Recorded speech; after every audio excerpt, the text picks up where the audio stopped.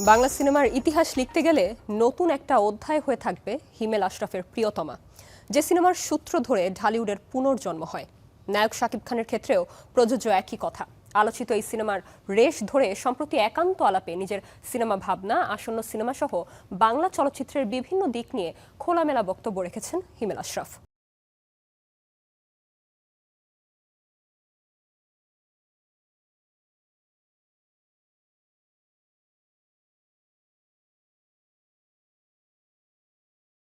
প্রিয়তমা নির্মাতা হিমেল আশরাফকে, যিনি নির্মাণ ক্যারিয়ার শুরু করেন নাটক ও টিভিসির মাধ্যমে, যা তাকে মিডিয়া অঙ্গনে পরিচিতি এনে দেয়।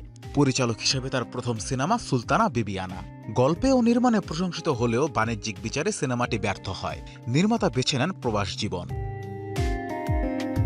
প্রবাসের বিরতি ভেঙে নির্মাণে ফিরে আসেন প্রিয়তমা নিয়ে, যা ব্যবসায়িক সফলতার পাশাপাশি পায় দর্শক প্রিয়তা। এরপর নিজের গল্প ও চিত্রনাট্যে নির্মাণ করেন রাজকুমার। এবার প্রস্তুতি নিচ্ছেন নতুন কিছুর জন্য। সম্প্রতি একান্ত আলাপে জানিয়েছেন নিজের সিনেমা ভাবনা। আমি কিন্তু বড় হয়েছি একদম তথাকথিত এফডিসি বাংলা বাণিজ্যিক সিনেমা দেখে, কিন্তু আমি যখন আবার ফিল্ম মেকিংটা শিখতে আসি ঢাকায়, আমি কিন্তু অ্যাসিস্ট করছি মোস্তফা সরোয়ার ফারুকের সাথে। দুইটা কিন্তু একদম টোটালি দুই ঘরানার। আমি খুব মাল্টিকাস্ট নিয়ে একটা কাজ করতে চাই, যে ধরেন সেখানে চঞ্চল ভাই থাকতে পারে, মোশাররফ ভাই থাকতে পারে, রাজ থাকতে পারে। একটি নয়, একাধিক সিনেমা নির্মাণের পরিকল্পনা করছেন নির্মাতা। বর্তমানে একটি সিনেমার প্রি প্রোডাকশনের কাজ চলছে, যেখানে অভিনয় করবেন মেগাস্টার শাকিব খান। শিগগিরই শুরু হবে শুটিং। শাকিবের সাথেই কথা চলছে, তো উনি এখনো সবকিছু ফাইনাল করেন নাই। উনি যদি সব কনফার্ম করেন, ইনশাল্লাহ শাকিব ভাইকে নিয়ে শুরু করতে চাই। কয়েকটা নাম ঘুরতেছে, বাট আমরা এখনো লকড করি নাই। আমরা আশা করি যে 1 মাসের মধ্যে হয়তো আমরা কি নাম, কোথা, কবে রিলিজ, কবে শুটিং, এগুলো আমরা জানাতে পারবো। শেষ সিনেমা রাজকুমারে মায়ের চরিত্রে মাহিয়া মাহিকে নিয়ে বেশ আলোচনা উঠেছিল। সমালোচনার পাশাপাশি কুড়িয়েছিল প্রশংসাও। এই চরিত্রের জন্য বেশ কয়েকজন সিনিয়র শিল্পীর শিডিউল চেয়ে বিড়ম্বনায় পড়তে হয়েছিল নির্মাতাকে।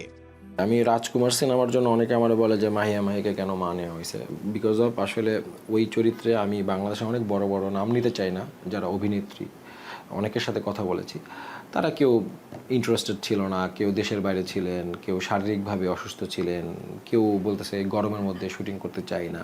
শুধু নিজের সিনেমা নিয়েই পরিকল্পনায় ডুবে নেই এই নির্মাতা, অন্যের সিনেমা নিয়েও রয়েছে তার নজরদারি। এবারের ঈদে মুক্তিপ্রাপ্ত প্রায় সব সিনেমাই হলে গিয়ে দেখেছেন, জানিয়েছেন সচেতন প্রতিক্রিয়াও। আমি রকেস্টার নিয়ে অনেক বেশি পজিটিভ, বিকজ অফ ধরেন বনলতা বা যারা কাজ করছে ওরা একটু এক্সপেরিমেন্টাল কাজ করবে, বা নাজিফ হাতুষি আগে থেকে একটু এক্সপেরিমেন্ট কাজ করতেছে, এটা তো আসলে আমরা দেখে আসতেছি। বাট রকেস্টারে শাকিব ভাই যেটা করছে, যে ধরেন উনি একদম ওনার কমফোর্ট জোনের বাইরে গিয়ে একটা জনরাতে কাজ করছে, এটা তো ডেফিনেটলি ইন্টারেস্টিং। তবে দুঃখ প্রকাশ করেছেন শুধুমাত্র ঈদকে কেন্দ্র করেই সিনেমা মুক্তি প্রসঙ্গে, যা চলচ্চিত্রের জন্যই ক্ষতি বলে মনে করেন এই নির্মাতা।